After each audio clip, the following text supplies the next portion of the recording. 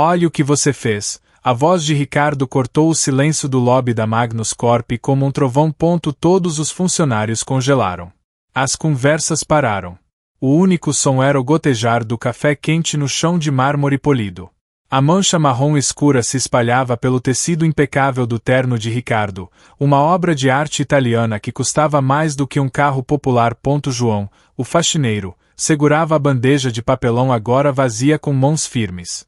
Ele olhou para a mancha e depois para o rosto vermelho de fúria do CEO. Me perdoe, senhor, disse ele. Sua voz surpreendentemente calma. Eu tropecei. Foi um acidente. Acidente. Ricardo cuspiu a palavra, rindo sem humor. Um terno de 30 mil reais não entende a palavra acidente.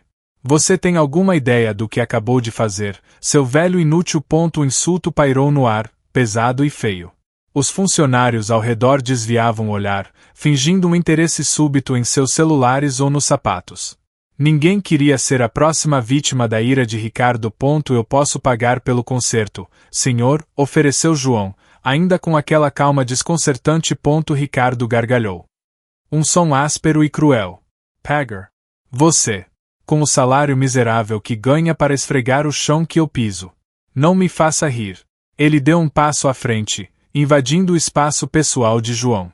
Este terno vale mais do que você ganhou em sua vida inteira. Você é um erro. Um peso morto que respira o meu ar e suja o meu prédio. Do outro lado do lobby, perto dos elevadores, a executiva sênior Letícia observava a cena com um nó no estômago. Ela via a humilhação pública, a crueldade desnecessária. Mas também notou algo estranho. O faxineiro não parecia intimidado. Havia uma dignidade em sua postura. Uma firmeza em seu olhar que não condizia com sua posição. Era como assistir a um rei disfarçado recebendo insultos de um príncipe mimado. Ricardo se virou para a plateia silenciosa. Estão todos vendo. É por isso que eu exijo perfeição. Porque este lugar está infestado de incompetência, ele gritou, gesticulando na direção de João. Ele se voltou para o velho, seu rosto uma máscara de desprezo. Segurança, ele berrou para o guarda perto da porta. Tire este lixo da minha frente. Agora. Enquanto o segurança se aproximava, hesitante. Ricardo se inclinou para sussurrar algo no ouvido de João, mas alto o suficiente para que todos ao redor ouvissem. Não se preocupe em voltar amanhã. Você não trabalha mais aqui. A humilhação estava completa. O palco para o próximo ato estava montado. Você está surdo, Ricardo gritou para o segurança. Eu disse para tirar este homem do meu prédio. E certifique-se de que ele nunca mais pise aqui. Cancele o crachá, esvazie o armário. Quero que a existência dele seja apagada deste lugar até o final do dia. Segurança, um homem corpulento chamado Flávio. Aproximou-se de João com relutância. Senhor, por favor, me acompanhe, disse ele em voz baixa, quase se desculpando. João olhou para o segurança e depois para Ricardo, cujo rosto estava contorcido em uma máscara de satisfação triunfante. Não será necessário, senhor Ricardo, disse João, sua voz ainda perfeitamente nivelada. Eu sei o caminho da saída. A calma de João pareceu enfurecer Ricardo ainda mais. Ele queria ver o velho implorar, chorar. Mostrar algum sinal de que sua vida havia sido destruída. Mas não havia nada. Apenas uma aceitação silenciosa que beirava o desafio. Claro que sabe, zombou Ricardo. É o único caminho que gente como você conhece. Com um último olhar de desprezo, Ricardo se virou para os funcionários paralisados, que ainda observavam a cena em silêncio absoluto. Ele ajustou o colarinho de sua camisa, endireitando-se em toda a sua altura. Que isso sirva de lição para todos vocês. Sua voz ressoou pelo lobby. A Magnus Corp não tolera erros. Não tolera mediocridade. Vocês estão aqui para servir a minha visão, e qualquer um que ficar no caminho terá o mesmo destino. Entendido. Um murmúrio de sim, senhor, percorreu a multidão. O medo era palpável. João se virou, sem dizer mais uma palavra. Ele caminhou em direção às portas giratórias de vidro, suas costas retas, seus passos medidos. Ele não olhou para trás. Letícia observou partir, uma sensação de inquietação se instalando em seu peito. Ao seu lado, seu colega, Bruno. Balançou a cabeça em descrença. Isso foi insano, sussurrou Bruno. Demitir um homem daquela idade, daquela forma, tudo por causa de um café. Não foi pelo café, respondeu Letícia, sua voz baixa e tensa. Foi uma demonstração de poder. Ele usou o homem mais fraco da sala para aterrorizar todos os outros. Bem, funcionou, admitiu Bruno, olhando para a expressão assustada no rosto dos outros funcionários. Letícia continuou a encarar a porta pela qual João havia saído. Havia algo na maneira como o velho se portava. Uma dignidade inabalável que a intrigava. Uma voz em sua cabeça sussurrava que aquilo não era o fim da história. Era apenas o começo de algo que ninguém ali poderia prever. A imagem da calma perturbadora de João ao aceitar sua demissão ficaria gravada em sua mente. Bem, essa foi a reunião matinal mais eficiente da semana, um analista júnior murmurou assim que Ricardo desapareceu no elevador privativo. Sua colega de trabalho, sentada na baia ao lado, olhou nervosamente por cima do ombro. Não fale tão alto. Ela sussurrou. As paredes aqui têm ouvidos. Que ouvidos? Estão todos ocupados demais trocando de calças, ele retrucou, mas sua voz baixou para um sussurro também. Você viu a cara dele. Parecia que ia explodir. No café da empresa, a cena era a única pauta. A notícia da demissão de João se espalhou como fogo em palha. Eu ouvi dizer que o terno custava 30 mil, disse um funcionário do marketing, enchendo sua xícara. 50 mil, foi o que me disseram. Corrigiu uma gerente de projetos. O ponto é, a vida de um homem foi arruinada por um pedaço de tecido. A vida dele não foi arruinada, interveio um terceiro, com um tom cínico. Ele apenas foi removido do tabuleiro. A lição não era para ele. Era para nós. Ele olhou ao redor, garantindo que todos estavam prestando atenção. A lição é: ninguém é insubstituível. E todos nós somos dispensáveis. Um silêncio pesado caiu sobre o pequeno grupo. A verdade daquelas palavras era inegável. É desumano, disse a gerente de projetos, abalada. Não, disse o cínico. Dando de ombros. É a Magnus Corp. Sempre foi assim, mas com Ricardo no comando, a máscara caiu. Ele não finge mais. Ele quer que a gente saiba exatamente qual é o nosso lugar. Enquanto isso, Letícia caminhava de volta para sua sala, ignorando os grupos de cochichos. Bruno alcançou no corredor. O clima aqui ficou tóxico em questão de minutos, disse ele, afrouxando a gravata. O clima sempre foi tóxico, Bruno. Apenas estava escondido sob uma fina camada de profissionalismo, respondeu Letícia. Sem parar de andar. Ricardo apenas rasgou o papel de parede. E o que fazemos? Apenas aceitamos isso? Ele perguntou, sua voz carregada de frustração. Letícia finalmente parou e se virou para ele. Seu rosto estava sério. Nós sobrevivemos. Mantemos a cabeça baixa, entregamos resultados e nos tornamos valiosos demais para sermos descartados por um acidente com café. Ela retomou sua caminhada. Agora, se me dá licença. Eu tenho um relatório para terminar. E sugiro que você faça o mesmo. A mensagem era clara. O medo havia se tornado a política oficial da empresa. Cada teclado que voltava a clicar, cada funcionário que mergulhava de volta em suas planilhas, era uma prova do sucesso da demonstração de Ricardo. A injustiça ecoava não em protestos, mas em um silêncio produtivo e aterrorizado. Vocês tinham que ver a expressão no rosto dele. Impagável, disse Ricardo, servindo-se de um uísque caríssimo em seu escritório panorâmico. Marcos, seu vice-presidente e bajulador-chefe. Riu com entusiasmo. Ele nem soube o que o atingiu, chefe. Foi uma aula de gestão de crise. Crise. Que Chris, Ricardo Retracu, Gerando o Copo de Cristal. Não houve crise. Houve uma oportunidade. Uma oportunidade de lembrar a todos quem manda aqui. Ele caminhou até a janela, observando a cidade que se estendia abaixo dele como um feudo pessoal. As pessoas se acomodam. Elas esquecem. Elas começam a pensar que um erro é apenas um erro. Elas precisam ser lembradas de que um erro é uma traição. Uma traição, repetiu Marcos. Saboreando a palavra como se fosse dele. É exatamente isso. Ele traiu a excelência que o senhor representa. Ricardo tomou um gole do uísque, o líquido âmbar brilhando à luz do fim da tarde. Aquele velho era um símbolo da mediocridade. Lento, descuidado, vivendo de um salário mínimo. Ele era um câncer. E o que fazemos com o câncer? Marcos. Nós o extirpamos, chefe. De forma rápida e decisiva, respondeu Marcos, seus olhos brilhando de admiração. Exatamente. Cirurgicamente, disse Ricardo, estalando os dedos. O que aconteceu hoje no lobby não foi um ataque de raiva. Foi uma cirurgia. Eu removi o tumor na frente de todos os outros órgãos para que eles entendam a doença. Agora, todos eles vão trabalhar um pouco mais duro. Vão verificar 2 vezes cada e-mail. Vão ter medo de derramar o próprio café. A produtividade vai disparar, concordou Marcos. A produtividade é um subproduto, corrigiu Ricardo, virando-se para encarar seu subordinado. Seus olhos estavam frios, desprovidos de qualquer emoção exceto poder. O produto principal é o controle. O medo é a ferramenta mais eficiente que existe.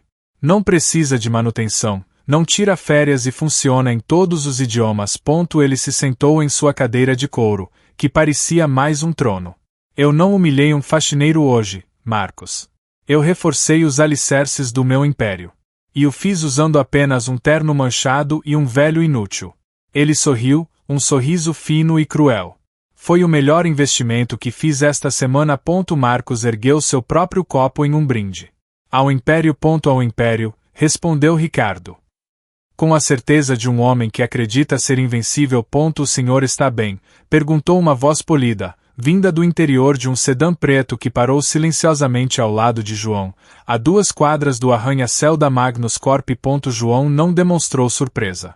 Ele abriu a porta traseira e entrou, o interior de couro macio contrastando fortemente com suas roupas de trabalho gastas. Leve-me para casa, Carlos, disse ele, sua voz mudando sutilmente, perdendo a humildade forçada e ganhando um tom de comando silencioso.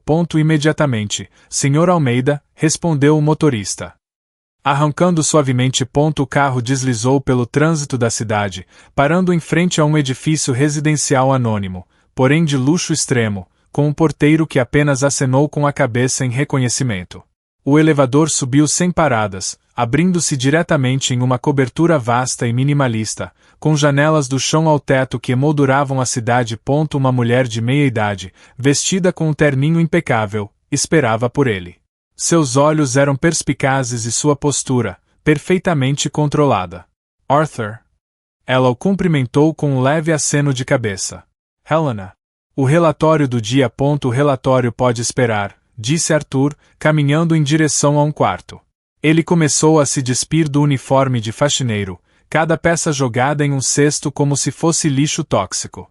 Diga-me, Helena, o que os seus relatórios não me contaram sobre Ricardo. Meus relatórios indicavam que ele era narcisista, impiedoso e obcecado por métricas de desempenho a curto prazo, respondeu Helena. Sua voz neutra. Eles não podiam quantificar a profundidade de sua crueldade ou o prazer que ele sente ao humilhar os outros. Arthur saiu do quarto, agora vestindo calças de linho e uma camisa de cachemir. Ele era outro homem. Mais alto, mais imponente. A postura curvada de João desaparecera, substituída pela autoridade de Arthur Almeida. Ele foi até o bar e serviu-se de um copo de água. Ele me chamou de lixo, disse Arthur, calmamente. Ele disse que meu terno valia menos que a minha vida. Um leve sorriso tocou seus lábios. Mas não chegou aos seus olhos. Ele não estava tentando disciplinar um funcionário. Ele estava tentando quebrar o espírito de um homem que ele considerava inferior. Era o objetivo do seu teste, não era? Perguntou Helena. Ver o caráter dele sob pressão. Não, corrigiu Arthur, virando-se para encará-la, seus olhos agora duros como aço. Eu já conhecia a incompetência dele. O conselho queria me dar provas irrefutáveis de que ele era um líder fraco. Mas eu precisava de algo mais. Precisava ver sua alma. Ele fez uma pausa. O silêncio na sala se aprofundando. E o que o senhor viu? Arthur tomou um gole de água, o gesto lento e deliberado.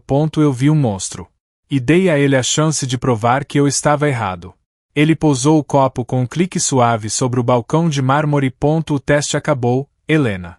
Sua voz era fria e final. Ele falhou. Miseravelmente. Prepare as ligações, Helena, disse Arthur, sua voz calma ecoando pela vasta sala de estar. Quero a lista dos adormecidos. Aqueles que me devem favores ou lealdade. Helena nem precisou consultar seu tablet. Walter Friedman, do Conselho. Eliana Gages, maior acionista individual depois de nós. E o General Torres, que chefia o fundo de pensão dos militares. Perfeito, disse Arthur. Comece pelo Walter. Ele é o mais sentimental e o mais fácil de assustar. Helena discou o número em uma linha segura. Após 2 toques, ela passou o telefone para Arthur. Walter Friedman na linha. Walter, é Arthur Almeida. Houve um silêncio chocado do outro lado. Arthur. Por Deus, achei que você tinha se aposentado para pescar no Pantanal pelo resto da vida. A temporada de pesca acabou, disse Arthur. Seu tom desprovido de humor. Como estão as coisas na Magnus? De verdade. A voz de Walter tornou-se cautelosa. Os números estão bons. Ricardo é enérgico. Agressivo. O mercado gosta disso. O mercado gosta de crescimento, não de agressividade vazia, retrucou Arthur. Energia sem direção é apenas caos. Quero que você faça uma coisa por mim, Walter. Observe o projeto de expansão europeia. O projeto de Ricardo. É a joia da coroa dele. Ele promete dobrar nosso lucro em 3 anos. Promessas são baratas. Disse Arthur. Apenas observe. De perto. Quero relatórios semanais sobre cada movimentação, cada contrato, cada contratação. Não diga a ninguém que falei com você. Arthur, o que está acontecendo? Estou apenas cuidando do meu jardim, Walter. E parece que as ervas daninhas cresceram demais. Arthur desligou antes que Walter pudesse fazer outra pergunta. Ele devolveu o telefone a Helena. Ele vai ficar curioso, disse Helena. Curiosidade é o primeiro passo para a desconfiança, explicou Arthur, caminhando até a janela. O projeto europeu é a maior aposta de Ricardo. É grandioso, arrogante e terrivelmente mal planejado. Será o primeiro a sangrar. O que devo dizer a Eliana Guedes? Diga a ela para começar a fazer perguntas discretas sobre a alta rotatividade de diretores. Ela detesta a instabilidade. Deixe o General Torres para depois. Ele é a minha artilharia pesada. Só o usaremos quando o campo de batalha estiver preparado. Entendido, disse Helena, seus dedos já se movendo rapidamente no tablet. E qual é o nosso próximo movimento direto? Arthur observou as luzes da Magnus Corp brilhando à distância. Não é um movimento. Helena. É uma pressão. Ricardo se acha um predador. Vamos lembrá-lo de como é ser a presa. Ele se virou, seus olhos frios e calculistas. Vamos mirar em sua fonte de orgulho. Encontre-me o principal investidor do projeto europeu. Quero saber tudo sobre ele. Quero saber do que ele tem medo. Eles pularam fora. A voz de Marcos era um sussurro aterrorizado na porta do escritório de Ricardo. Ricardo ergueu os olhos de sua planilha, a irritação evidente em seu rosto. Eles quem? Pularam fora de onde? Fale como um homem, Marcos, não como um rato assustado. Marcos engoliu em seco. O suor brilhando em sua testa. A Kestrel Holdings. O principal investidor do projeto de expansão europeia. Eles acabaram de enviar um comunicado. Estão retirando todo o financiamento. Com efeito imediato. Por um momento, Ricardo não reagiu. Então, uma risada baixa e incrédula escapou de seus lábios. Isso é impossível. O contrato é blindado. Nós assinamos há 2 semanas. Eles estão invocando a cláusula 12b, disse Marcos, lendo de seu tablet com as mãos trêmulas. A cláusula de mudança material adversa. Eles citaram preocupações crescentes com a estabilidade e o temperamento da liderança executiva. O sorriso de Ricardo desapareceu, substituído por uma fúria gelada. Ele se levantou lentamente de sua cadeira, cada movimento carregado de ameaça. Estabilidade da liderança, ele repetiu, a voz perigosamente baixa. Eu sou a personificação da estabilidade. Ligue para o CEO deles, o Robert Patterson. Agora. Coloque-o no viva voz. Eu tentei. Chefe. Ele não está atendendo às chamadas. Nenhuma delas. A assistente dele apenas repete a mesma frase do comunicado, como um robô. Ricardo andou até a janela, suas mãos cerradas em punhos. 100 milhões de dólares. A peça central de sua estratégia para os próximos 5 anos.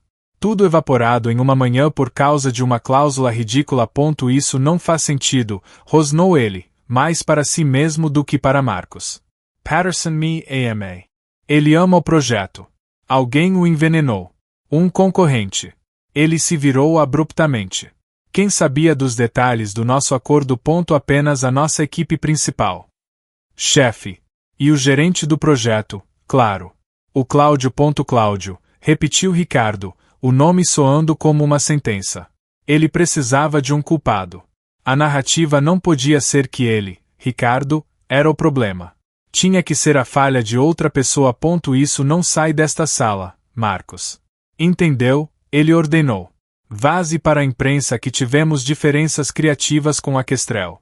E me arranje uma lista de novos investidores em potencial até o final do dia. Sim, chefe. Imediatamente. E mais uma coisa, disse Ricardo. Seus olhos se estreitando. Chame o Cláudio para minha sala. Diga a ele que eu preciso de uma atualização urgente sobre o projeto que ele não tem mais. A crueldade em sua voz era inconfundível. Ele havia perdido seu investimento. Alguém tinha que pagar por isso. E não seria ele. Então é você, Ricardo disse, sem sequer olhar para cima quando Cláudio entrou em seu escritório. O homem que me custou 100 milhões de dólares antes do almoço. Cláudio, um gerente de projetos de meia-idade com um histórico impecável, ficou pálido. Senhor. Eu vim assim que soube. Eu juro que não tenho ideia do que aconteceu. A Kestrel estava completamente a bordo. Todas as nossas projeções foram superadas. Projeções não pagam as contas, Cláudio, Ricardo disse, finalmente erguendo os olhos, a frieza neles era cortante.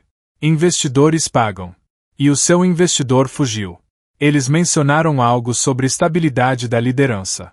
Você andou reclamando de mim pelas minhas costas. Que? Não. Jamais, senhor, gaguejou Cláudio. Chocado com a acusação. Eu defendi o senhor e o projeto em todas as reuniões. Eu não entendo por que eles diriam isso. Talvez eles não tenham dito. Talvez você tenha entendido errado, disse Ricardo, levantando-se e circulando sua mesa como um tubarão. Ou talvez você não tenha conseguido transmitir a força da minha visão. Talvez eles tenham olhado para você e visto fraqueza. E pensaram que, se o gerente é fraco, talvez o projeto inteiro seja fraco. Isso não é justo, protestou Cláudio. Sua voz ganhando um pingo de força. Meu trabalho foi perfeito.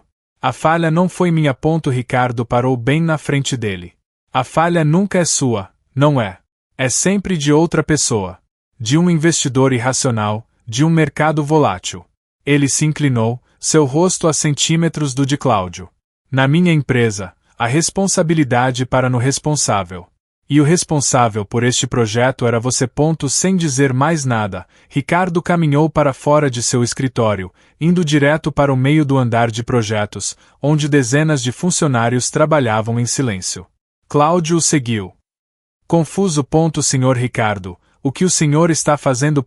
Ricardo se virou e apontou para Cláudio, sua voz alta o suficiente para que todos no andar ouvissem. Eu quero que todos olhem para este homem, ele anunciou. Este é Cláudio. Ele era o responsável pelo nosso maior projeto. E ele falhou. Ele falhou com a empresa. E ele falhou comigo. O silêncio foi absoluto. Todos os olhares se fixaram em Cláudio, que parecia querer que o chão o engolisse. Como resultado de sua incompetência monumental, o projeto europeu está suspenso. Continua Ricardo. E Cláudio não faz mais parte da Magnus Corp. A segurança irá acompanhá-lo até a sua mesa para que ele possa pegar seus pertences. Que isso sirva de aviso. Ele se virou e voltou para seu escritório, deixando para trás um rastro de medo e um homem profissionalmente executado. Marcos, que observava da porta, correu para seguir seu chefe, o rosto uma mistura de pavor e alívio por não ser ele o alvo. Ricardo, você tem um minuto, Letícia perguntou, parada na porta do escritório dele. Ricardo gesticulou para que ela entrasse. Sem tirar os olhos do monitor. Se for para me dizer que já encontrou 100 milhões de dólares, sim. Caso contrário, tem 30 segundos. Letícia ignorou o sarcasmo e colocou um tablet na mesa dele, exibindo um gráfico de negociação de ações. Não é sobre o investimento. É sobre as ações da Magnus. Olhe isso. Ele olhou para a tela com impaciência. O que tem? Uma pequena queda depois das notícias da Kestrel. É esperado. O mercado é covarde. Não olhe para o preço. Olhe para o volume, insistiu ela, apontando para uma série de pequenas barras verdes na parte inferior do gráfico. Nos últimos 2 dias, o volume de compra aumentou 20. Mas não são grandes investidores institucionais. São centenas de pequenas ordens de compra, todas vindo de empresas de responsabilidade limitada recém-registradas. Nenhuma delas existia há uma semana. Ricardo olhou mais de perto, um brilho de interesse em seus olhos que rapidamente se transformou em desdém. São abutres. Pequenos especuladores tentando lucrar com a queda. É ruído de mercado, Letícia. Não parece ruído, ela argumentou. Mantendo a voz firme. É coordenado demais. As compras são pequenas para não chamar a atenção, mas a soma total é significativa. Alguém está acumulando uma posição, metodicamente, tentando ficar abaixo do radar.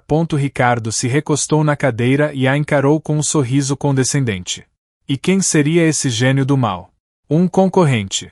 Se eles quisessem nos atacar, fariam uma oferta hostil, não comprariam migalhas como ratos. Eu não sei quem é. É por isso que estou te trazendo isso. É um padrão estranho. É uma anomalia.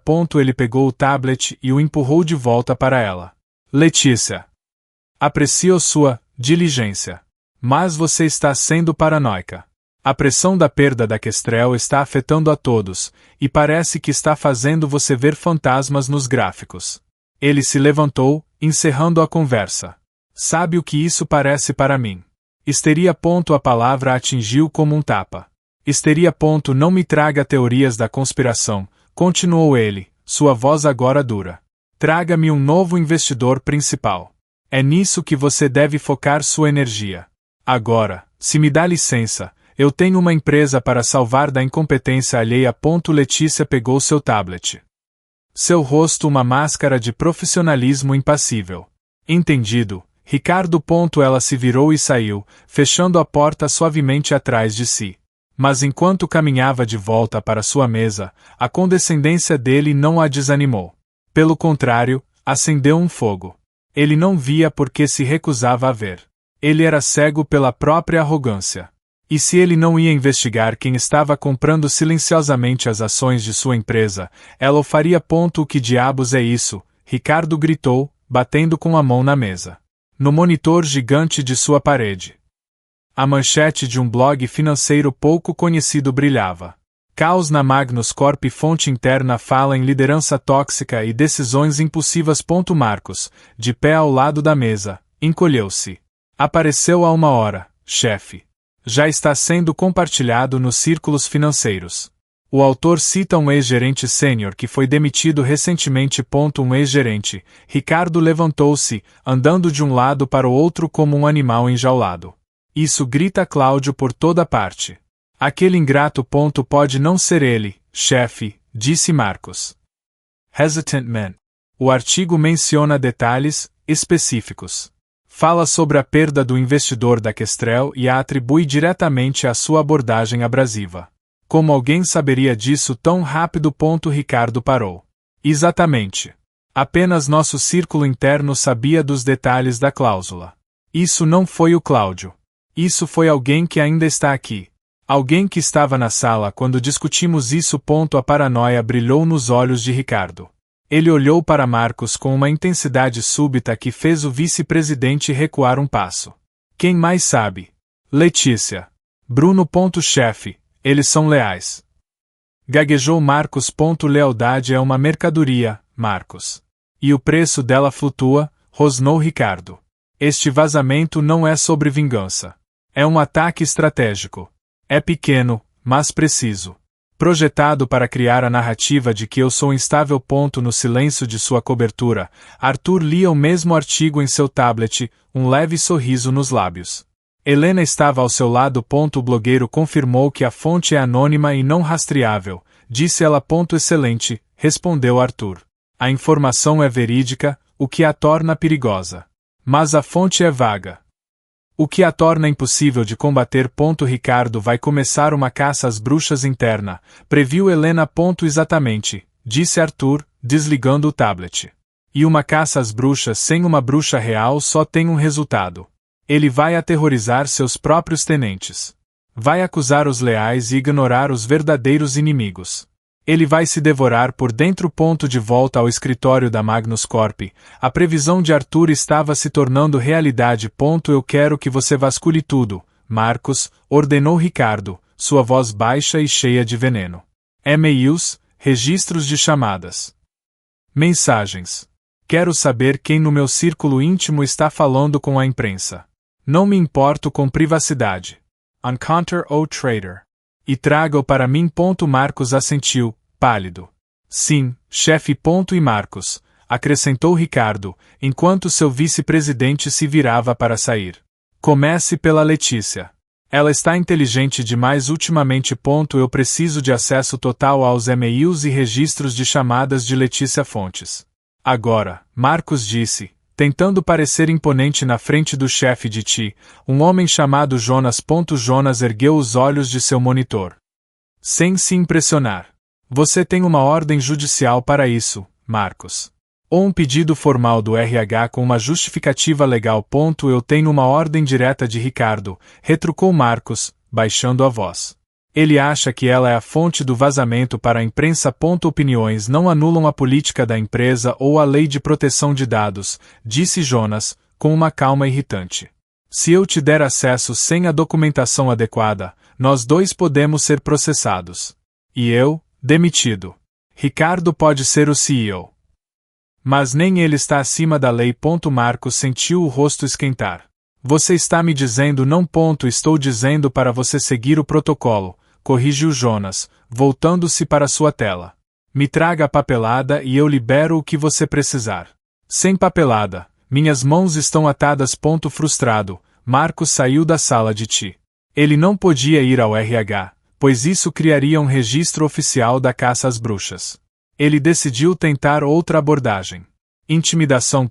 Ele abordou um jovem analista da equipe de Letícia no corredor. Ei, você. Pedro Cherdo. Preciso falar com você. Pedro pareceu surpreso. Sim. Senhor. Em que posso ajudar? Letícia tem agido de forma estranha ultimamente, perguntou Marcos, tentando parecer casual. Ligações secretas. Reuniões fora da agenda. Almoços com jornalistas. O analista ficou visivelmente desconfortável. Não que eu tenha notado, senhor. A senhora Fontes é sempre muito profissional. Ela trabalha muito. Trabalha muito em quê, exatamente? Pressionou Marcos. Nos relatórios de aquisição, senhor. E na busca por novos investidores. O de sempre. Era um beco sem saída. A lealdade da equipe à Letícia era clara. Desesperado. Marcos decidiu ir direto à fonte. Ele entrou no escritório de Letícia sem bater. Nós precisamos conversar, ele anunciou. Letícia ergueu os olhos, sua expressão calma. Claro, Marcos. Sobre o que? Sobre sua lealdade. Ricardo está preocupado. E, francamente, eu também. O vazamento para a imprensa foi muito bem informado. Letícia recostou-se na cadeira, cruzando os braços. Ela não parecia nem um pouco intimidada. Você está me acusando de algo? Estou fazendo perguntas, ele disse, sentindo sua confiança vacilar sob o olhar firme dela. Então me deixe fazer uma pergunta a você. Disse ela, sua voz suave, mas com um fundo de aço. Você sabe o que aconteceria se eu fosse ao RH agora e relatasse que o vice-presidente da empresa está me acusando de má conduta sem nenhuma prova, em uma clara tentativa de assédio e intimidação? Jonas, da TI, confirmaria que você tentou acessar meus dados privados ilegalmente. O rosto de Marcos empalideceu. Eu sugiro que você volte para sua sala, Marcos, continuou Letícia. E diga a Ricardo que sua tentativa de encontrar um bode expiatório falhou. Se vocês querem encontrar o traidor. Talvez devessem procurar por alguém que realmente se beneficia com o caos, em vez de atacar as poucas pessoas competentes que ainda restam nesta empresa. Marcos ficou parado por um segundo, completamente derrotado. Ele se virou e saiu, fechando a porta atrás de si. Ele não apenas falhou em sua missão, mas também transformou uma suspeita em um adversário declarado. Chefe, aconteceu de novo, disse Marcos, parado na porta do escritório de Ricardo como um mensageiro da desgraça. Ricardo ergueu os olhos, a irritação evidente. De novo o quê? Marcos. Outro blogueiro insignificante teve uma epifania. As ações, respondeu Marcos, avançando e colocando um tablet na mesa de Ricardo. Lembra-se daquelas pequenas compras coordenadas sobre as quais Letícia estava paranoica. Elas pararam. E foram substituídas por isto. A tela mostrava um único alerta de transação da Bolsa de Valores. Uma compra maciça de ações da Magnus Corp. 2%, sussurrou Ricardo, os olhos fixos no número. Alguém comprou 2% da empresa de uma só vez. Foi uma única ordem de compra, vinda de uma holding chamada Orion Capital. Explicou Marcos. É uma empresa de fachada. Registrada há 3 dias nas Ilhas Cayman. Não há nome, não há rosto. Apenas um endereço de caixa postal. Ricardo recostou-se na cadeira, um sorriso lento se espalhando por seu rosto. Ele não parecia preocupado. Parecia energizado. Então, o rato finalmente mostrou a cara. Ou pelo menos a sombra dele. 2% é uma posição significativa, chefe. Dá a eles o direito de solicitar informações, de participar de assembleias, dá a eles o direito de perder muito dinheiro, interrompeu Ricardo. Ele se levantou. O predador dentro dele despertando. Isto é bom, Marcos. É um ataque claro. Um concorrente, um fundo abutre, não importa. Eles acham que estamos fracos por causa da Kestrel e do vazamento. Eles acham que podem comprar na baixa. E o que fazemos? Nada, disse Ricardo com um brilho nos olhos. Nós os deixamos sangrar. Vou anunciar um plano de reestruturação amanhã. Vou cortar custos, demitir mais gente. O preço das ações vai cair ainda mais. Nosso misterioso amigo da Orion Capital vai entrar em pânico. E quando ele estiver desesperado para vender, nós compraremos as ações de volta por uma fração do preço que ele pagou. Ele deu uma gargalhada. Ele acha que está caçando, mas acabou de entrar na minha armadilha. Naquela mesma noite, Helena entregou um relatório impresso a Arthur. A aquisição foi concluída, disse ela. 2%. Como o senhor instruiu. O mercado já está reagindo. E Ricardo foi notificado. Arthur acenou com a cabeça. Observando as luzes da cidade. Ele vai interpretar isso como um ataque hostil de um inimigo que ele pode ver. Ele vai tentar manipular o preço das ações para nos forçar a vender com prejuízo, acrescentou Helena. Eu sei, disse Arthur, calmamente. É exatamente o que eu quero que ele faça. Quero que ele se concentre no inimigo que está no portão da frente. Ele se virou, um olhar frio e calculista em seu rosto. Ele não vai perceber que o verdadeiro perigo já está dentro de casa. Preparando o terreno para a próxima fase do ataque. Arthur pegou uma peça de dominó de sua escrivaninha e a colocou de pé. A primeira peça do dominó, Helena, disse ele. Acabou de cair. A champanhe já está no gelo, Marcos, Ricardo perguntou, exultante, enquanto entrava em sua sala de reuniões privada. Quero estourar a garrafa no segundo em que Sérgio Moretti assinar o contrato. Está tudo pronto, chefe, disse Marcos, sorrindo. A equipe jurídica da Fênix Corp está na linha. Prontos para a confirmação final. A fusão que vai nos tornar os reis do setor. Ricardo sentou-se na cabeceira da mesa, sentindo-se o próprio rei. A aquisição da Orion Capital era um incômodo, mas esta fusão com a Fênix era sua obra-prima. Ela solidificaria seu poder de forma inquestionável. Coloque o Sérgio na linha. Vamos finalizar esta obra de arte. Marcos Adevu ou viva voz. Sérgio, você está aí. Ricardo está pronto. A voz de Sérgio Moretti, o CEO da Fênix, soou no sistema de som, mas não havia excitação nela. Havia uma formalidade fria. Ricardo. Bom dia. Sérgio. Meu amigo. Pronto para fazer história, disse Ricardo, radiante. Houve uma pausa. Ricardo, preciso ser direto, disse Sérgio, seu tom cortando o clima de celebração. Nós estamos recuando do acordo. O sorriso de Ricardo congelou. O quê? Isso é uma piada. Os contratos estão prontos. Nossos advogados estão esperando. Não é uma piada, respondeu Sérgio, sua voz firme. A Fênix Corp está se retirando oficialmente das negociações de fusão, com efeito imediato. Por quê? Ricardo exigiu. Sua voz subindo uma oitava. Nós apertamos as mãos na semana passada. Tínhamos um acordo de cavalheiros. Tivemos uma reunião esta manhã, explicou Sérgio, evasivo. Com um consultor sênior. Ele nos ofereceu uma perspectiva diferente sobre os riscos envolvidos. Uma análise que sua equipe não forneceu. Que consultor? Ricardo rosnou. Eu não autorizei nenhuma consultoria externa. Quem é ele? Ele preferiu não se identificar. Mas os dados que ele apresentou eram convincentes, disse Sérgio. Ele nos mostrou que os alicerces da sua expansão são mais frágeis do que parecem. Sinto muito. Ricardo. A decisão está tomada. A linha ficou muda. Ricardo olhou para o telefone como se fosse uma serpente. Então, com um grito de fúria, ele o varreu da mesa, fazendo-se estilhaçar contra a parede. Encontre esse consultor, ele berrou para um Marcos petrificado. Eu quero o nome dele. Eu quero a cabeça dele. A centenas de quilômetros dali, Arthur Almeida desligou seu próprio telefone. Sérgio Moretti é um homem prático, Helena, disse ele, calmamente. O que o senhor disse a ele para fazê-lo recuar de um acordo de 200 milhões de dólares? Ela perguntou. Arthur se permitiu um sorriso fino. Eu não o convenci. Eu o informei. Ele gesticulou para uma série de documentos em sua mesa.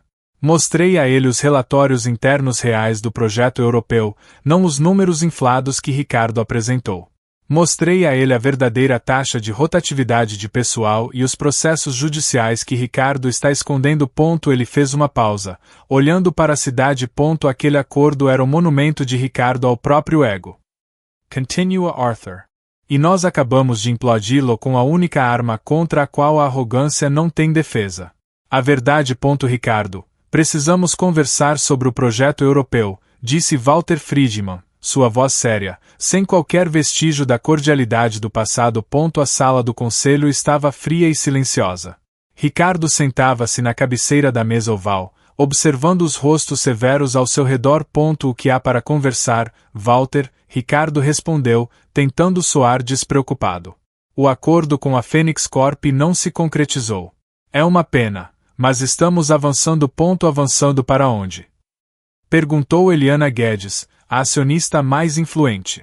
Seus olhos não deixavam Ricardo. Em uma semana, perdemos 100 milhões de dólares em investimento e uma fusão estratégica. Enquanto isso, o preço das nossas ações está instável e há vazamentos na imprensa sobre sua liderança tóxica. Ricardo bateu na mesa. Esses vazamentos são ataques de concorrentes invejosos. E a Fênix Corp recuou por pura covardia. Nós não precisamos deles. Nós precisamos de estabilidade, Ricardo. Rebateu Walter. Precisamos de um CEO que não assuste os investidores ou aliena os parceiros. Estou assustando os fracos, Walter. Estou purificando esta empresa, disse Ricardo, sua voz ganhando uma borda afiada. Se vocês querem resultados, precisam de alguém que não tenha medo de tomar decisões difíceis. Eu sou esse alguém. Suas decisões difíceis estão custando muito caro, observou Eliana. E sua purificação está transformando esta empresa em um campo de batalha. E o que vocês sugerem? Perguntou Ricardo. Um sorriso zombeteiro em seus lábios. Que eu volte a beijar as mãos dos acionistas e implorar por seu dinheiro. Que eu me torne um gerente de relações públicas em vez de um CEO. Sugerimos que você ouça. Sugerimos que você reconheça que seus métodos estão nos prejudicando, disse Walter, a paciência esgotando-se em sua voz. A aquisição da Orion Capital foi um sinal. A perda da Kestrel foi um aviso. A fuga da Fênix Corp é uma emergência. A única emergência que eu vejo é a covardia deste conselho, Ricardo disparou. Batendo na mesa novamente. Vocês estão com medo de um pouco de turbulência. Mas a guerra se vence no campo de batalha, Não na sala de reuniões. Letícia estava na sala, observando a tudo de sua posição como secretária do conselho. Ela via a fúria cega de Ricardo, a teimosia em seu rosto. Ele se recusava a ver os sinais. Ele se recusava a ouvir. Ele estava se isolando completamente, cavando sua própria cova com cada palavra de desprezo. A semente da dúvida que Arthur havia plantado estava florescendo em plena desconfiança. Esta reunião está encerrada, Ricardo declarou, levantando-se abruptamente. Vocês não estão dispostos a lutar, mas eu estou. E não vou parar até que esta empresa seja o império que eu prometi. Ele saiu da sala, deixando os membros do conselho em um silêncio pesado e irado. A pressão havia começado. E Ricardo, em sua arrogância, estava empurrando-a para a beira do precipício. Você tem certeza de que não há nada? Absolutamente nada, Letícia sussurrou ao telefone, trancada em seu escritório tarde da noite. A única luz vinha de seu monitor, que iluminava pilhas de documentos. Tenho, Letícia. Respondeu a voz de seu contato no mercado financeiro. A Orion Capital é um fantasma. Registrada nas Ilhas Cayman por um escritório de advocacia local que se especializa em criar fantasmas. É um beco sem saída. Não é, disse Letícia, seus dedos voando pelo teclado. O escritório de advocacia é o rastro. Me envie uma lista de todas as outras empresas que eles registraram na última quinzena. Isso é um pedido estranho. Vai levar um tempo. Eu pago o dobro da sua taxa normal, ela disse, sem hesitar. Eu preciso dessa lista. Uma hora depois. A lista chegou. 12 empresas. Todas com nomes anônimos, todas registradas com o mínimo de informação legal. Parecia mais um beco sem saída. Mas Letícia notou um padrão. As datas de registro coincidiam perfeitamente com a onda de microcompras de ações que ela havia detectado dias antes. Não são empresas diferentes, ela murmurou para si mesma. É uma rede. Ela começou a investigar o escritório de advocacia. Uma pequena firma boutique. Em seu site. Eles se gabavam de sua discrição e de sua clientela exclusiva. Ela começou a cruzar os nomes dos sócios fundadores com antigos registros da Magnus Corp. Nada. Frustrada, ela expandiu a busca. Ela não procurou por sócios, mas por funcionários-chave listados em artigos antigos ou perfis profissionais. E então, ela encontrou. Helena Rios.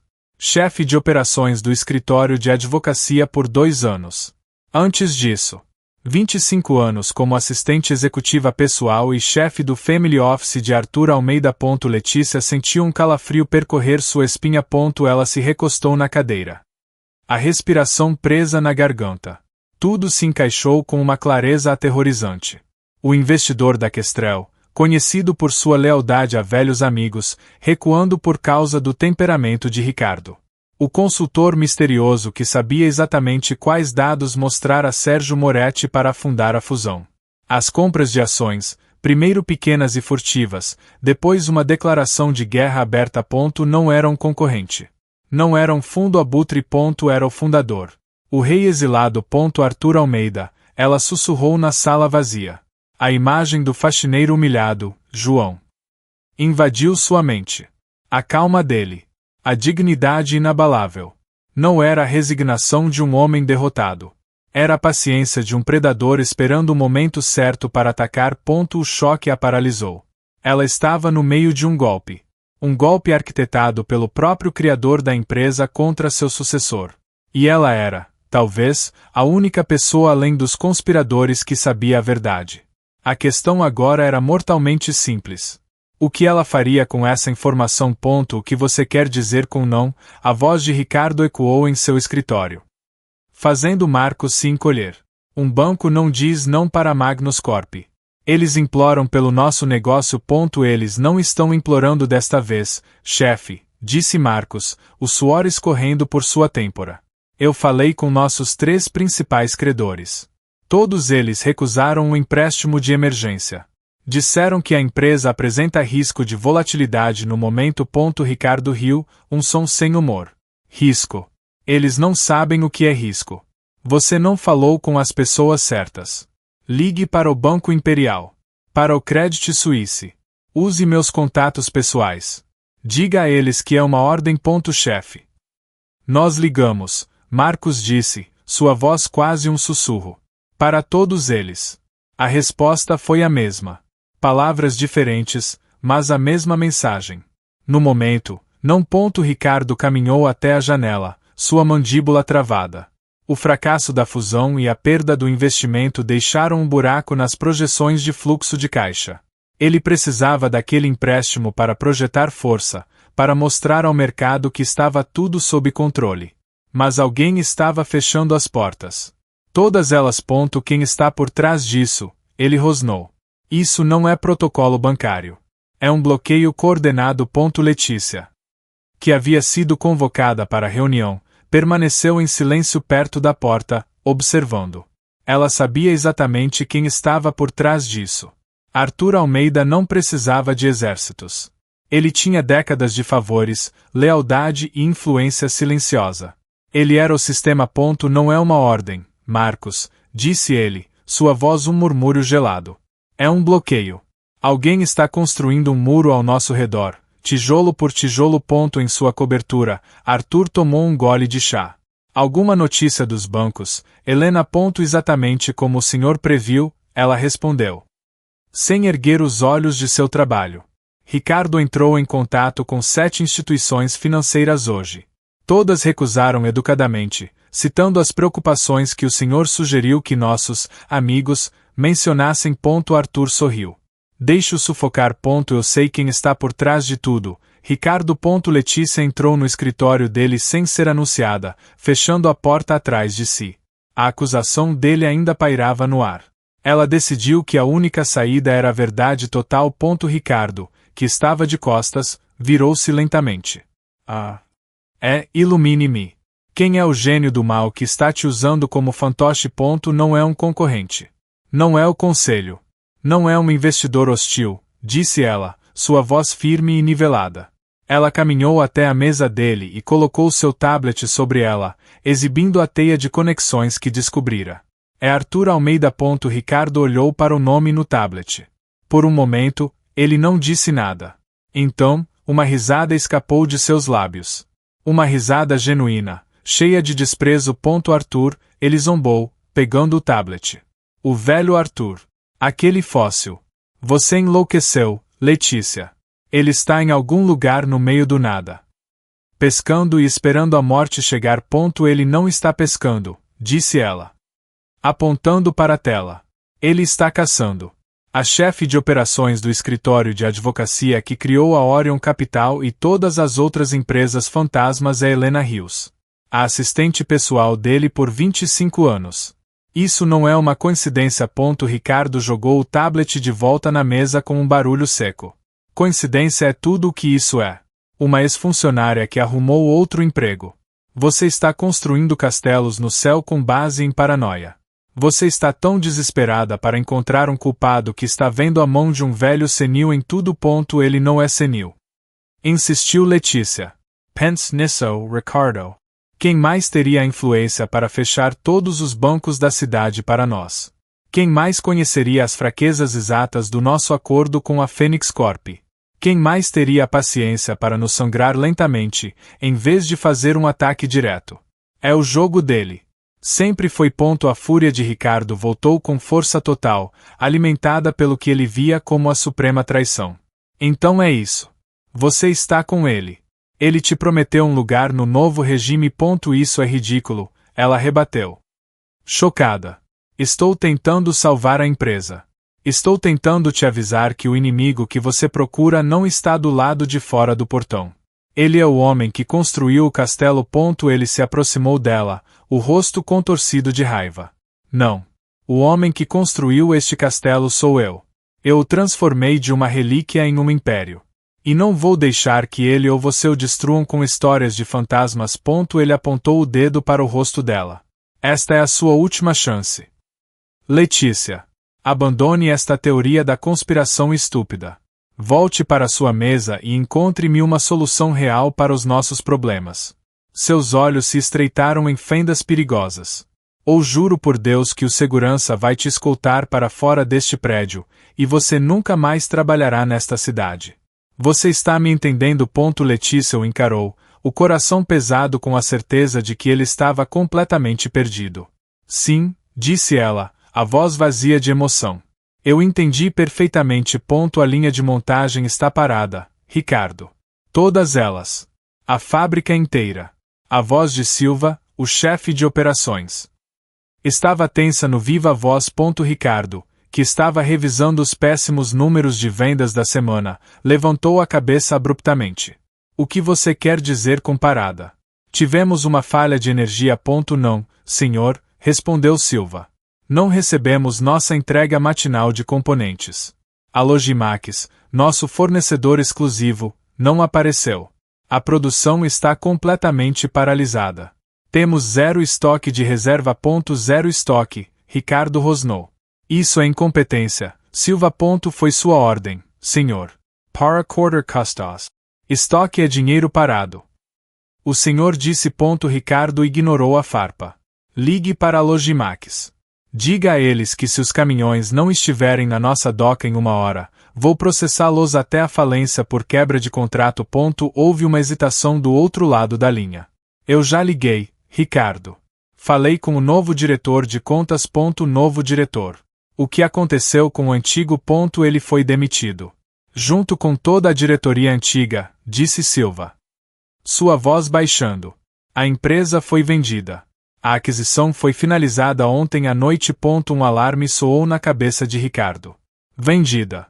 Vendida para quem? O novo proprietário é uma holding de investimentos, disse Silva, e Ricardo pôde ouvir o som de papéis sendo remexidos. Eles se chamam Orion Capital. O nome atingiu Ricardo como um soco no estômago. Orion Capital. O comprador fantasma. O inimigo que ele achava que estava atacando suas ações. Então é assim que eles jogam, sussurrou Ricardo. Uma fúria fria e lúcida tomando conta dele. Ele entendeu tudo de uma vez. As ações eram uma distração. O verdadeiro ataque era aqui. Logística. O coração de sua operação. Eles não querem apenas as ações.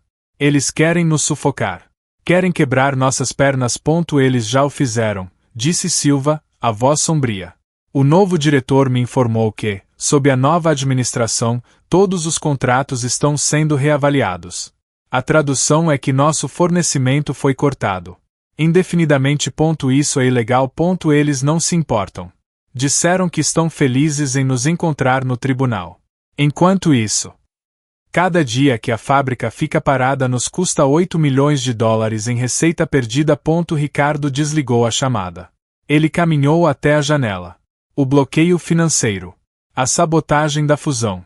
Agora, o estrangulamento de sua cadeia de suprimentos. O inimigo não era estúpido. Era brilhante. E impiedoso. Enquanto isso, em sua cobertura, Arthur observava o gráfico das ações da Magnus Corp em tempo real. A linha vermelha mergulhava acentuadamente. A notícia da paralisação da produção chegou ao mercado. Helena, disse ele, calmamente. Sim, senhor. Respondeu ela. As ações caíram 12% nos últimos 45 minutos. O pânico está se instalando. Arthur acenou com a cabeça, satisfeito. Ricardo está sem dinheiro, sem parceiros e agora sem produtos para vender. Nós o isolamos completamente. Ele se virou da tela. Agora, ele só tem uma coisa a seu favor: sua arrogância. E isso o levará a cometer seu último erro. Eu não quero uma nota de esclarecimento. Eu quero uma declaração de guerra, Ricardo disse, sua voz cortante, para a chefe de relações públicas, Simone. Simone e Marcos trocaram um olhar nervoso. Ricardo. Atacar Arthur Almeida publicamente. Simone começou, hesitante. A imagem dele é intocável. Ele é uma lenda. O público o adora. O público adora uma boa história de Davi e Golias, retrucou Ricardo. E eu sou o Davi aqui. O jovem inovador sendo atacado pelo velho establishment invejoso. Nós vamos usar a imagem dele contra ele.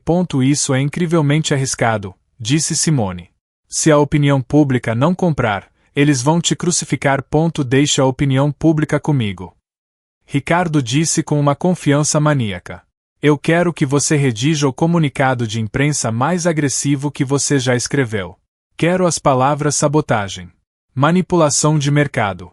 Vingança senil. Não segure nada. Pinte-o como um vilão.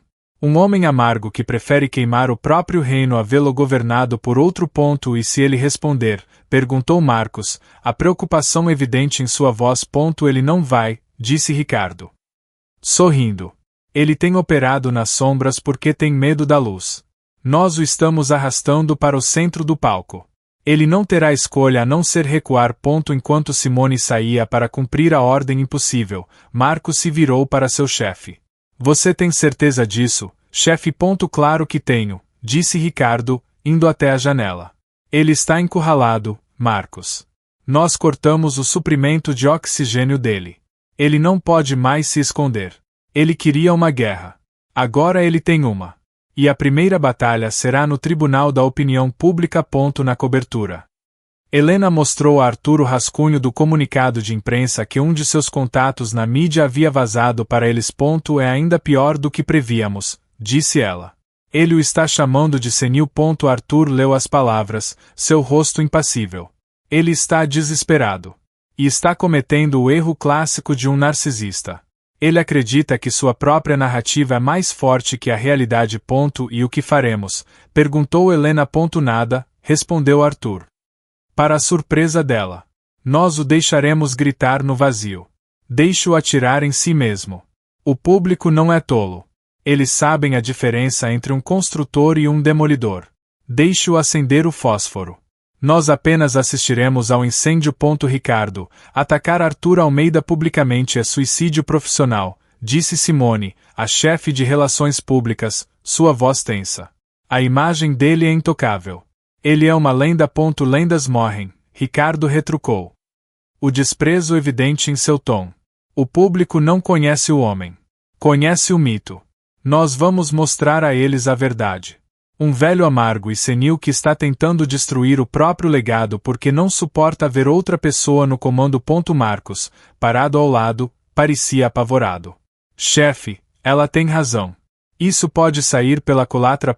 Não vai, disse Ricardo. Com uma certeza absoluta. Eu quero um comunicado de imprensa oficial. Vaze para todos os seus contatos na mídia. Querrell Manchet. Pintem-no como um sabotador. Digam que ele está usando sua fortuna para manipular o mercado contra a empresa que ele mesmo criou, tudo por um ego ferido. Eu sou a vítima aqui. A empresa é a vítima. Simone hesitou. Nossa equipe de crise é unânime. A narrativa fundador lendário versus CEO agressivo só tem um perdedor, e não é o fundador. Então sua equipe de crise está demitida se não seguir minhas ordens, ele ameaçou. Faça isso. Agora. Simone saiu. O rosto pálido. No final da tarde, ela voltou ao escritório de Ricardo. Ele estava de pé, esperando, um sorriso triunfante no rosto. Então, ele perguntou. Diga-me que destruímos o velho. Simone colocou um tablet na mesa dele. As manchetes saíram. A primeira era do Diário Financeiro. CEO da Magnus Corp acusa fundador Arthur Almeida de sabotagem senil em ataque sem precedentes. Bom, disse Ricardo. Continue. As redes sociais são um massacre, disse Simone. Sua voz baixa. A hashtag Eu Apoio Arthur está em primeiro lugar nos trending topics nacionais. Canais de notícias estão desenterrando entrevistas antigas de Arthur, falando sobre seus projetos de caridade e sobre como a Magnus era sua família. Estão pintando você como um usurpador ingrato. O sorriso de Ricardo vacilou. O apresentador do principal jornal econômico da TV acabou de chamar suas acusações de o maior tiro no pé corporativo da década, continuou ela. Ele disse que você confundiu o Boardroom com um pátio de escola. Eles estão distorcendo minhas palavras, rosnou Ricardo. Não. Disse Simone, encontrando o olhar dele pela primeira vez. Eles estão apenas escolhendo um lado. E não é o seu. Ela empurrou um envelope oficial pela mesa. Chegou isso do conselho. De Walter Friedman e Eliana Guedes. Ricardo pegou o envelope, o pressentimento pesando em seu estômago. O que é isso? É uma convocação oficial para uma reunião de acionistas de emergência, para daqui a 3 dias, respondeu Simone. Sua voz desprovida de emoção. Eles estão usando a queda vertiginosa das ações e o dano reputacional catastrófico como justificativa. Ela fez uma pausa. Eles estão apresentando uma moção de desconfiança para sua remoção do cargo de CEO. A armadilha estava pronta. E ele havia entrado nela de cabeça. Olhe para eles, Marcos. Ratos. Fugindo do navio que eu construí, Ricardo sussurrou, parado na entrada da sala do conselho. Marcos, ao seu lado, enxugou a palma da mão suada no terno. Chefe, talvez devêssemos ser mais conciliatórios. Apenas por hoje. Conciliatórios, Ricardo riu. Um som sem humor. Eu não me tornei rei sendo conciliatório. Ele entrou na sala. O silêncio era absoluto, um silêncio de funeral. Todos os membros do conselho, incluindo Walter Friedman e Eliana Guedes, já estavam sentados, seus rostos como máscaras de pedra. Não houve cumprimentos. Apenas olhares frios. Seus olhos varreram a sala e pousaram em Letícia. Ela estava sentada um pouco afastada da mesa principal, em uma cadeira reservada para a equipe sênior. Seu rosto estava calmo. Neutral. Uma tela em branco. Essa neutralidade o irritou mais do que qualquer hostilidade aberta. Ele caminhou diretamente até ela. Então, a traidora veio assistir à execução, ele disse em voz baixa, para que só ela ouvisse. Letícia ergueu os olhos, seu olhar firme. Eu vim para a reunião de acionistas, Ricardo. Como todos os outros. A falta de medo dela o enfureceu. Ele se virou para a mesa, batendo com a pasta de couro sobre a superfície polida com um som alto que fez todos se sobressaltarem. Vamos acabar logo com isso. Ele anunciou para a sala. Eu li sua pequena moção. Dano reputational. Volatilidade da gestão. Deixem-me traduzir para vocês. Hysteria. Pânico. Covardia. Ele apontou para Walter. Você vê uma tempestade e corre para o porão. Eu vejo uma tempestade e aprendo a acomodar o vento. É essa a diferença entre nós. É por isso que eu estou nesta cadeira e vocês estão aí, tremendo de medo de um velho senil e de algumas manchetes ruins. Ricardo, por favor. Apenas sente-se, disse Walter, a voz cansada. Desprovida de qualquer emoção. Já tivemos o suficiente de sua retórica. Vocês terão o suficiente de mim quando eu triplicar o valor desta empresa, apesar de sua falta de espinha dorsal, ele retrucou. Eliana Guedes interveio, sua voz fria como gelo. A reunião foi convocada para um propósito específico. Walter, por favor, leia a moção. Walter pigarreou, pegando um documento. Conforme o Estatuto da Magnus Corp, seção 8, parágrafo 3, nós, os abaixo-assinados, representando uma maioria do Conselho de Administração, apresentamos formalmente uma moção de desconfiança contra o atual CEO, Ricardo Mendes, e solicitamos uma votação imediata para sua remoção do cargo. Ricardo soltou um suspiro de escárnio, recostando-se em sua cadeira como se estivesse assistindo a uma peça de teatro amadora. Que comece o circo. Mas antes que a votação pudesse começar, as portas duplas da sala de reuniões se abriram. O que é isso agora? Perderam a noção do perigo. Ricardo rosnou para as portas abertas. Furioso com a interrupção. Um homem entrou na sala. Ele não era um segurança nem um membro do conselho. Usava um terno de lã cinza carvão, cortado com uma perfeição que fazia a roupa cara de Ricardo parecer barata. Ele caminhava sem pressa, seus sapatos de couro italiano fazendo um som suave e caro no chão de mármore. Atrás dele, Helena Rios entrou e fechou as portas suavemente, posicionando-se ao lado delas como uma sentinela. Ricardo semicerrou os olhos, a confusão dando lugar à fúria. Seguranças. O que o faxineiro está fazendo aqui? Era João. O mesmo rosto. A mesma postura calma. Mas o uniforme de trabalho surrado havia desaparecido, substituído por uma armadura de poder e riqueza. Eu mandei tirar este homem do meu prédio, Ricardo berrou, o rosto vermelho. Tirem esse lixo daqui. Dois seguranças que estavam postados do lado de fora da sala deram um passo à frente, mas a voz de Helena os deteve. Eu sugiro que os seguranças permaneçam onde estão, disse ela, sua voz calma, mas com uma autoridade inquestionável que os fez congelar. Walter Friedman olhou para ela. Chocado. Helena. O que você está fazendo aqui? E quem é este homem? Ricardo riu, um som áspero e incrédulo. Você não o reconhece, Walter. Este é o pedaço de lixo que eu demiti por sujar meu terno. Parece que ele gastou suas economias de uma vida inteira em uma fantasia. Helena ignorou Ricardo completamente. Seus olhos se moveram pela sala, encontrando o olhar de cada membro do conselho. Senhoras e senhores do conselho, ela começou. Sua voz clara e firme enchendo o silêncio tenso. Peço desculpas pela interrupção. Ela fez um gesto em direção ao homem que estava parado calmamente no centro da sala. Mas antes de prosseguirem com a votação, permitam-me apresentar o fundador, o arquiteto e o acionista majoritário desta empresa. Ela fez uma pausa, deixando o peso de suas próximas palavras assentar. Permitam-me apresentar o Sr. Arthur Almeida. O nome caiu na sala como uma bomba. O silêncio não era mais tenso. Era um vácuo. Todos os queixos caíram. Os rostos, de Eliana a Walter, se transformaram em máscaras de puro choque e descrença.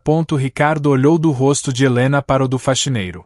Ele olhou para os olhos calmos e penetrantes que o observavam. Os olhos que ele havia humilhado. A negação lutou contra a terrível, impossível verdade em seu cérebro. O mundo de Ricardo Mendes, construído sobre arrogância e medo, começou a desmoronar. Impossível, Ricardo gritou, a palavra rasgando o silêncio. Isto é uma farsa. Uma conspiração. Ele se virou para o conselho, os olhos selvagens. Procurando um aliado. Vocês estão vendo isso? Ele contratou um sósia. É um golpe. Mas ninguém estava olhando para ele. Todos os olhos estavam fixos em Arthur. Walter Friedman levantou-se lentamente, a incredulidade em seu rosto dando lugar a um espanto reverente. Arthur, ele sussurrou, a voz embargada. É o senhor mesmo. Arthur deu um leve aceno de cabeça. Olá, Walter. Já faz muito tempo. Eliana Guedes fechou os olhos por um momento, como se absorvesse o choque. Nós pensamos que o senhor estava afastado. Eu estava, disse Arthur, sua voz calma, mas carregando um peso que enchia a sala. Eu estava observando. A confirmação vinda dos dois membros mais antigos do conselho foi a martelada final no caixão da negação de Ricardo. Ele cambaleou para trás, apoiando-se na mesa. O sangue drenou de seu rosto. O faxineiro. O velho inútil. O lixo. Era tudo uma mentira. Uma armadilha. Não pode ser, ele gaguejou, o som patético na sala silenciosa. Arthur finalmente se moveu, caminhando lentamente até a mesa. Ele parou ao lado da cadeira vazia de Ricardo. Mas não se sentou. Ele olhou diretamente para o homem que o havia humilhado. Você me perguntou por que eu estava aqui, Ricardo, disse Arthur, sua voz nunca se elevando, mas cada palavra era um golpe. A pergunta certa é por que você está aqui. Eu dirijo esta empresa, disse Ricardo, tentando recuperar um pingo de sua antiga arrogância, mas sua voz falhou. Não, disse Arthur. Com uma finalidade terrível. Você a ocupa. Você a usa. Mas você não a lidera. Um líder não humilha o mais fraco para inspirar medo nos fortes. A menção do incidente do café pairou no ar. A humilhação pública. O insulto. A demissão cruel. Ricardo finalmente entendeu. Não era sobre negócios. Nunca foi. O café. Ressussurrou. O café foi o teste final, explicou Arthur. Eu não precisava saber se você era inteligente. Os relatórios já me mostravam que você era imprudente. Eu não precisava saber se você era ambicioso. Eu já sabia que você era ganancioso. Ele fez uma pausa, deixando o peso de suas palavras assentar. Eu precisava ver a sua alma. E você a mostrou para mim. Para todos. Naquele dia, no lobby. Ele continuou, sua voz um inventário clínico da destruição de Ricardo. O investidor da Kestrel era um velho amigo meu. O consultor que falou com a Phoenix Corp. Era eu. Os bancos que fecharam as portas para você o fizeram por lealdade a mim. Você não estava lutando contra o mercado, Ricardo. Você estava lutando contra o homem que criou o seu tabuleiro de jogo. Ricardo olhou para as próprias mãos. Tremendo. Ele não tinha sido superado. Ele tinha sido dissecado. Arthur caminhou lentamente até a cabeceira da mesa. Ele não tocou na cadeira de Ricardo. Em vez disso, ficou de pé, suas mãos repousando levemente sobre o encosto, como um rei inspecionando um trono que não precisava mais ocupar. Ele se dirigiu ao conselho. A moção apresentada por Walter e Eliana está em pauta. Antes de prosseguirmos com a votação, quero deixar uma coisa clara. Seus olhos então se fixaram em Ricardo, que parecia um animal encurralado, ofegante e pálido. Eu não estava testando sua competência. Ricardo, disse Arthur, sua voz calma e fria como o aço. Eu estava testando seu caráter. Você não foi reprovado. Você se provou indigno. Ricardo abriu a boca para protestar, mas nenhuma palavra saiu. Uma empresa não é apenas uma máquina de fazer dinheiro, continuou Arthur. É um ecossistema. As pessoas que trabalham aqui, do faxineiro ao executivo, são o seu recurso mais valioso. Você as tratou como peças descartáveis. Você governou pelo medo, não pelo respeito. Você envenenou a água. Ele fez uma pausa. E o silêncio na sala era tão pesado que era quase físico. Você humilhou um homem que não podia se defender, apenas para provar seu poder. Mas o verdadeiro poder não precisa de exibição. A verdadeira força não se deleita na fraqueza dos outros. Arthur se endireitou, sua presença dominando a sala. A questão diante deste conselho não é se Ricardo Mendes é um bom CEO. A questão é se ele é um bom homem. E a resposta para isso, todos nós já sabemos. Ele olhou para Walter. Prossiga com a votação. Walter pigarreou. Seu olhar nunca deixando Arthur.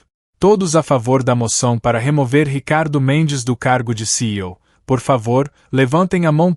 A mão de Walter subiu. A de Eliana subiu. Uma por uma, ao redor da mesa, todas as mãos se ergueram. Foi unânime. Arthur ergueu sua própria mão por último, um gesto lento e deliberado. Como acionista majoritário e fundador desta empresa, eu voto sim. Não, Ricardo gritou, a voz rouca de desespero. Você não pode fazer isso. Eu tenho um contrato. Eu vou processar. Eu vou destruir todos vocês. Arthur não olhou para ele. Ele se dirigiu a Helena. Helena. Por favor. Helena acenou com a cabeça para os seguranças na porta. Senhores, o Sr. Mendes não trabalha mais aqui. Por favor, acompanhem-no para fora do prédio. Desta vez, os seguranças não hesitaram. Eles caminharam firmemente em direção a Ricardo, um de cada lado. Tirem as mãos de mim, ele gritou, tentando se afastar. Mas era inútil. Ele foi pego pelos braços e escoltado para fora da sala. Seus protestos e ameaças ecoando pelo corredor até serem abruptamente silenciados pelo som da porta se fechando. O veredito havia sido dado. A porta se fechou. O silêncio que se seguiu foi preenchido não por alívio, mas por uma apreensão pesada. Todos os olhares na sala estavam em Arthur, esperando. Walter Friedman foi o primeiro a quebrar o silêncio. O que fazemos agora, Arthur? Arthur não se sentou. Ele caminhou até a grande janela, observando a cidade que ele havia ajudado a construir. Primeiro, nós limpamos a casa, disse ele, sem se virar. Helena. Inicie o processo de reversão da aquisição da Logimax.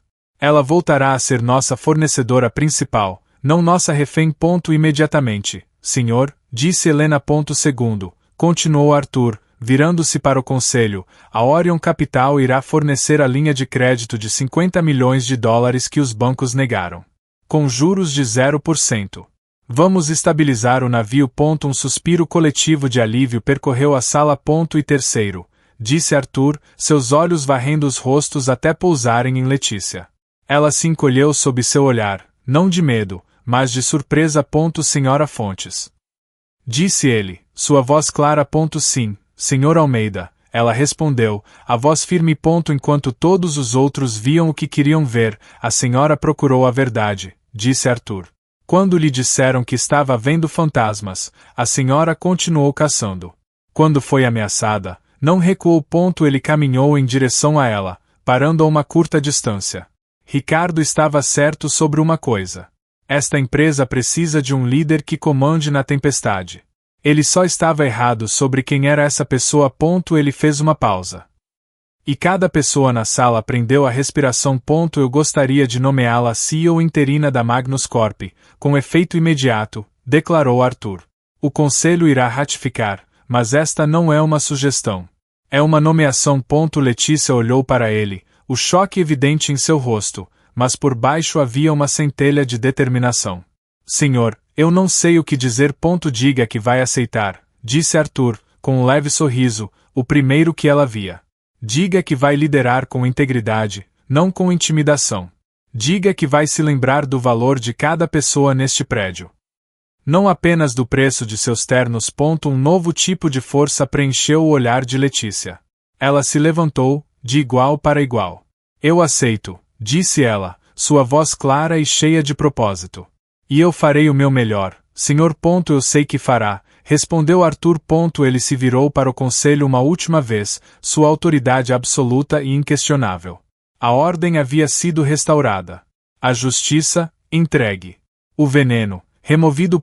Senhoras e senhores, disse Arthur Almeida, o rei que havia retomado seu trono apenas para entregá-lo a um sucessor digno. Agora, vamos ao trabalho.